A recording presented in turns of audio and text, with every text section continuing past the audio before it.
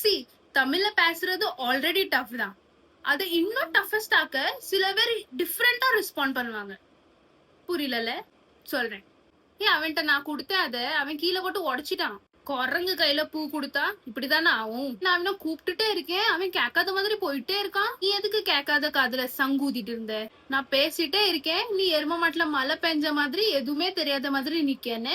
அங்க சண்டை நடந்துட்டு இருந்துச்சு, என்ன ஆயிட்டுன்னு தான் கேட்டேன். எல்லாரும் என்னைய போட்டு திட்ட ஆரம்பிச்சிட்டாங்க. கழுத தான் வாய்னால கெடுமா. எனக்கு தெரியுது அவன் என்கிட்ட போய் சொல்லிட்டு இருக்கான்னு, ஆனாலும் அவன் சொல்லிட்டே போறான். கேக்குறவன் கேனேனா இருந்தா கேப்பையிலையும் நெய் வடியும்.